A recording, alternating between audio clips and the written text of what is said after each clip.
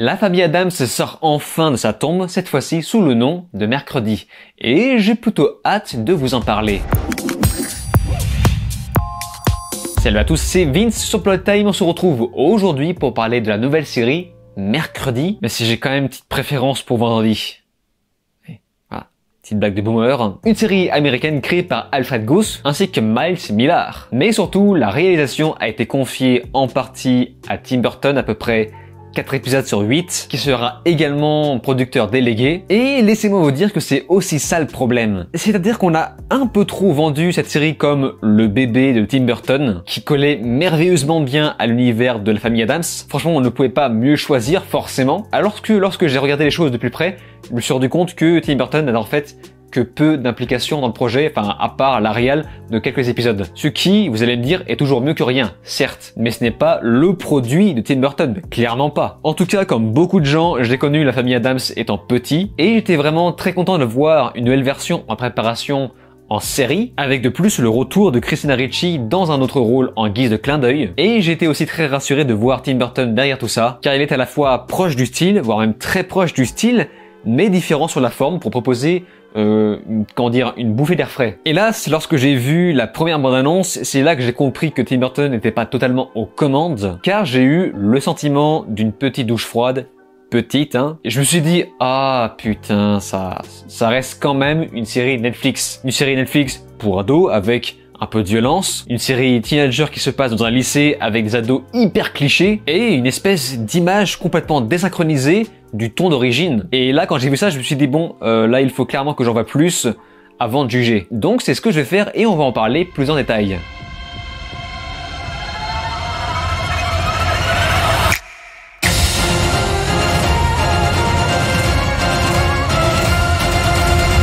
La petite Mercredi, Addams a bien grandi et doit entrer dans sa vie d'étudiante. Il est donc évident qu'elle aura des difficultés à s'intégrer aux autres, jusqu'à ce qu'une série de meurtres mystérieuses va la pousser à s'allier aux autres, et ce pour tenter de résoudre le mystère. Alors au début j'étais content car l'aspect adolescent m'a finalement permis de me retrouver au contraire plus que jamais dans le personnage de Mercredi, qui méprise plus que tout l'ambiance teenager que nous refourgue Netflix ces dernières années. Mais dans tout ça, j'avais aussi très peur de la façon dont Netflix allait faire évoluer le personnage. Un personnage qui est très précieux pour moi parce que voilà, ça fait partie de mon enfance. Et si tu fais une série entière consacrée à ce personnage, t'es bien obligé de la faire évoluer. Enfin, tu peux pas la laisser comme ça. Tu peux pas la laisser stoïque parce que sinon tu peux pas t'attacher. Et du coup, forcément, arrivé à un moment, ils vont devoir l'humaniser. Le problème, c'est que la déshumanisation de Mercredi fait justement partie de l'essence du personnage. Un personnage cynique, sans morale, qui va malheureusement devoir passer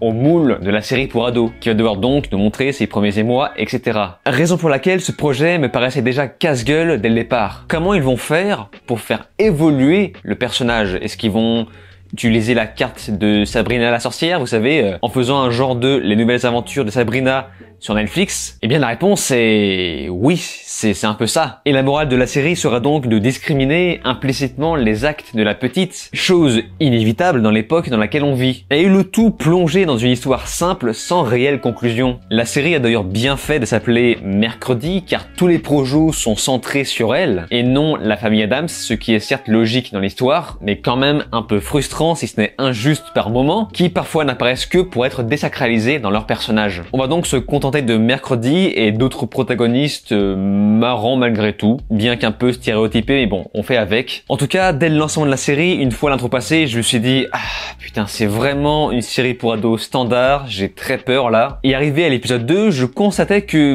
d'une manière ou d'une autre, je ne m'ennuyais pas. Les événements choisis à l'image étaient parfaitement absurdes, suffisamment pour rendre l'ensemble comique sans en faire trop. Mais voilà, ça ne manque pas de clichés avec le fameux teen ball, qui fait presque partie du cahier des charges des séries pour ados. Et moi, je me dis, c'est dingue. Je veux dire, c'est le public de la famille Addams a grandi. Ce public-là n'est plus adolescent, donc pourquoi centrer la série pour un public plus jeune? Malheureusement, au-delà de l'enquête effectuée par la petite Mercredi, l'ensemble m'a semblé manquer d'un petit quelque chose, d'un peu d'âme, d'un peu de personnalité. Ça sent la revisite de la part de la production qui observe minutieusement chaque plan afin de vérifier que les cases sont toutes bien cochées, ce qui m'a fait demander si le résultat n'était pas un peu aseptisé. Malheureusement, la réal n'a été confiée à Tim Burton que pour les 4 premiers épisodes, et c'est à la fois dommage en plus d'être une idée bizarre. En tout cas, on reconnaît sa patte lors de la première moitié, mais c'est ce que j'ai aussi appelé le niveau 1 de Tim Burton, qui finalement, dans cette série, nous propose un format très académique que n'importe quel yes man un minimum compétent sera capable de reproduire. À tel point que dès que Tim Burton laisse la main de la réal aux autres, on ne voit finalement aucune différence, et c'est aussi rassurant que triste. Le truc dans tout ça, c'est que, en fait, je m'y attendais. Et finalement, je n'en demandais pas plus. Il y a une espèce de visuel qui se veut parfois gore, mais pas trop, ce qui est bien. Un poil moins cartoon que les films, mais quand même un peu. Il y a un très léger perçage de quatrième mur dans la narration. En tout cas, il y a un sous-entendu. Et c'est donc composé d'un casting qui, moi, m'a paru intéressant au premier abord, avec une Catherine Zeta-Jones dans le rôle de Monica, qui ici fait moins caricaturale et voluptueuse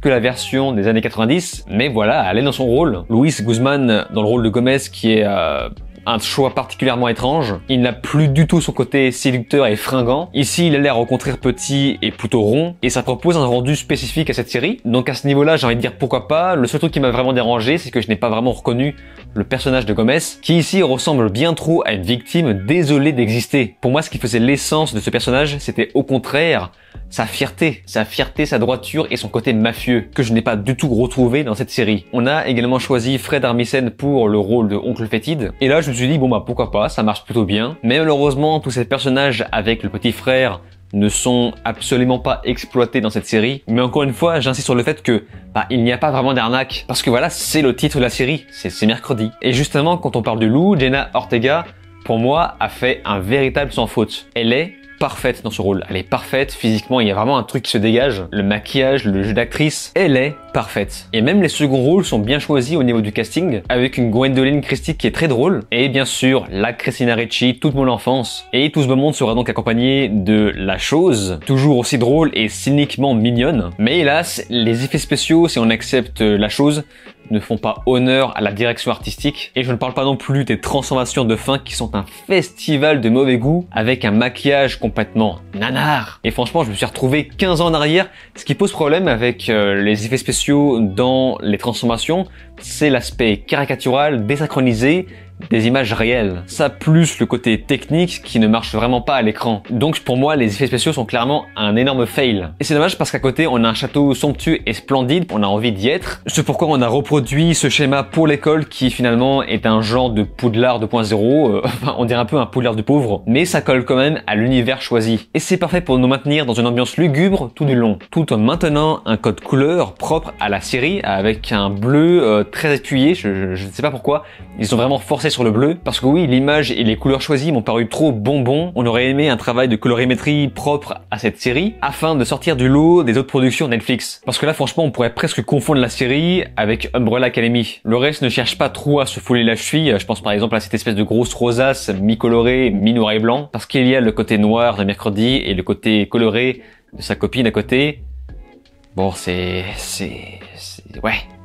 voilà, ils ne se sont pas trop foulés. Encore une fois, comme je vous le disais, c'est le niveau 1 de Tim Burton. Lui qui était pourtant un maître dans sa façon de communiquer visuellement avec le spectateur. Bon, la bonne nouvelle, c'est qu'à la musique, nous avons Danny fucking Elfman. Et ça s'entend parfaitement dans le style, l'orgue, etc. Même si là aussi, le pauvre Danny n'a pas l'air de trop vouloir se fouler la cheville. Il ne fait que répondre à une commande. Mais voilà, il a quand même fait un travail, la musique est constante. Même si les créateurs laissent respirer nos oreilles lors des moments de dialogue. Voilà, c'est important. Et on a un générique fort sympathique, très Tim Burton, même si voilà, encore une fois, très classique. Ce qui match évidemment avec le style de la famille Addams, et on aurait apprécié peut-être le thème culte. Alors je ne sais pas si c'est parce qu'ils n'ont pas eu les droits ou parce qu'ils voulaient se concentrer uniquement sur Mercredi. Peut-être que c'est justement pour une histoire de droit qu'ils ont fait cette série centrée sur le personnage de Mercredi et non sur la famille Addams. Dans tous les cas, avec Mercredi, on se retrouve dans une série plutôt sympathique, sans être une surprise pour autant. Disons que la série était au niveau de mes exigences, je dirais plutôt un poil en dessous quand même, mais pas plus, voilà. Bon évidemment, on est sur Netflix, je suis pas hyper fan des petits sous-entendus à la Chewie, bien qu'ils soient discrets et respectables par moments, et plus imposants dans d'autres, lorsqu'on comprend surtout qu'ils servent de base aux motivations du personnage. It's about how whitewashing the sins of our past will come back to kill us all. The point I'm trying to make is you taught me how to be strong and independent. d'autant qu'ils sont moyennement clairs avec leur concept autour du marginal, avec une façon un peu horripilante de vouloir absolument cocher des cases. Je coche la case, regardez, j'augmente mon score USG. Oui, c'est bon, on a vu. C'est là qu'on voit que Mercredi reste une série pour ados qui emprunte les mêmes codes, les mêmes messages qu'emprunte Netflix depuis toujours. Mais ceci dit, ça reste quand même une fiction qui se regarde et que je vous conseille afin de vous forger votre propre avis. Mais parmi les gens qui me suivent, je sais que vous avez déjà vu cette série, donc c'est pourquoi je vous invite à me faire part de votre avis dans les commentaires.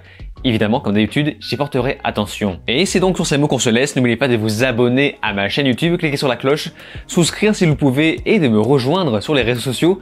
Je vous dis alors ciao et à la prochaine.